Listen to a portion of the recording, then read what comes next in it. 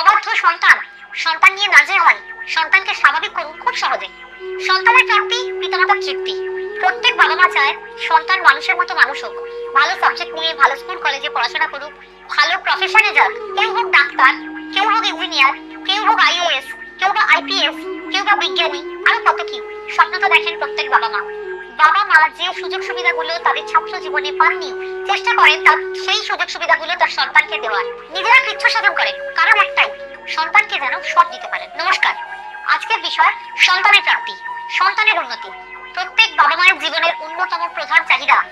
আর সেই সন্তান যখন অমানুষে পরিণত হন, তখন তার যন্ত্রণা যে কি তা ভুক্তভোগী বাবা মায়েরাই জানেন। চেম্বারে প্রচুর মানুষ আসেন সন্তানের জন্মছক নিয়ে। এমন এমন একটা কথা শুনি যে আমি নিজেই চমকে উঠি।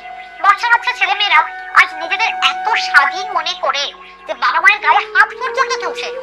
বন্ধু বান্ধবীরাই জীবনের ভগবান, বাবা মা যেন চরম শত্রু।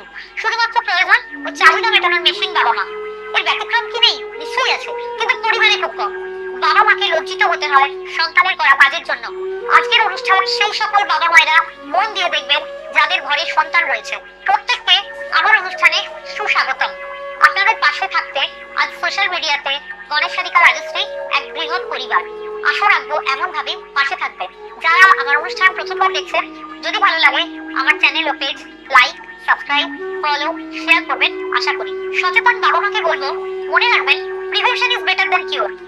যাদের পক্ষে সম্ভব ছোট বয়সেই সন্তানের জন্মছক কোনো অভিজ্ঞ তন্ত্রজ্যোতিষকে দেখান, তার কাছ থেকে সন্তান সম্পর্কে জেনে নিন। যদি প্রয়োজন হয় তবে প্রয়োজনীয় প্রতিকার প্রতিবিধান গ্রহণ করে তা পালন করুন। বয়ে যাওয়ার পর কান্নাকাটি করার চাইতে এটি উত্তম।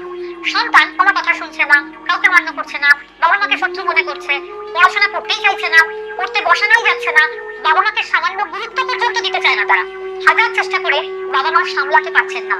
মোবাইলের এত নেশা যে সারা পৃথিবী একদিকে, মোবাইল একদিকে। সন্তানের বাবা মায়ের প্রতি শ্রদ্ধা ভয় যেন কোথায় উঠে গেছে পৃথিবী থেকে। আরেকটি কথা, বাবা মাকে কিন্তু ধৈর্যশীল হতে হবে। গায়ে হাত দেবেন না ভুল করেও, এটা হিতে বিপরীত হতে পারে। মনে করবেন ও করছে না, ও অশুভ জন্মছক করাচ্ছে ওকে। যে সন্তানরা কেউ পথে চলে যাচ্ছে, বাবা মায়ের কথা শোনে না, তাদের শ্রদ্ধা করে না, তাদের জন্য একটু মারাত্মক টোটকা। যারা সন্তান নিয়ে খুব সমস্যাতে রয়েছেন তারা এই উপাচারটি পালন করুন। এর জন্য প্রয়োজন কালো গোলমরিচ, কালো কলাই অর্থাৎ বিউলির ডাল, একটি আখের গুড়, সর্ষের তেলের প্রদীপ, দুটি লোহার গজাল অর্থাৎ বড় পেরেক, একটি তামার ঘট, সামান্য লাল সিঁদুর, কালো তিল, একটি লাল কাপড়ের উপর গোলমরিচ, কালো বিউলির ডাল, আখের গুড়, দুটি লোহার গজাল, একটি তামার ঘট রাখবেন। তামার ঘটে সামান্য জল দেবেন, তার মধ্যে সামান্য কালো তিল দেবেন। শনিবার সন্ধ্যার পর ক্রিয়াটি করবেন। যাবেন কোনো অশ্বত্থ গাছের নিচে, ওই ঘটি থেকে সামান্য জল অশ্বত্থ গাছের গোড়ায় ঢালবেন। সর্ষের তেলে প্রদীপটি জ্বালাবেন।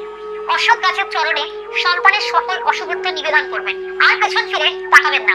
ঈশ্বরের কৃপায় কুপথে চলে যাওয়া সন্তান সংশোধন হবে, তার সুমতি হবে। শনিবার দিন সন্তানকে না জানিয়ে ক্রিয়াটি করবেন। এখনকার অনেক সন্তান অতি উগ্র, মাথা গরম, তাদেরকেও জলতন্ত্র প্রয়োগের মাধ্যমে ঠান্ডা করা যায়। এটি গুপ্ত ক্রিয়া, এখানে বলছি না। যেসব সন্তান অবাধ্য, কোনো কিছু ধারণ করবে না, তাদেরকেও ঠিক করা যায় প্রয়োগ ও পালনের মাধ্যমে। যারা চাইছেন আমার কাছে জন্মছক বিচার ও প্রতিকার, তারা স্ক্রলে পাওয়া নাম্বারে ফোন করে বুকিং করিয়ে চেম্বারে আসতে পারেন বা অনলাইন চেম্বারেও যোগাযোগ করতে পারেন। ঈশ্বরের কৃপায় আপনার সন্তান সুসন্তানে পরিণত হোক। তাকে নিয়ে যেন দুশ্চিন্তা করতে না হয়, বরং তাকে নিয়ে যেন গর্ব করতে পারেন। ভালো থাকুন, ঈশ্বরের পথে থাকুন, বৃদ্ধ বাবা মায়ের যত্ন নিন, পশু পাখিকে সাধ্য মতন খাবার দিন। পরবর্তী অনুষ্ঠান দেখার আমন্ত্রণ।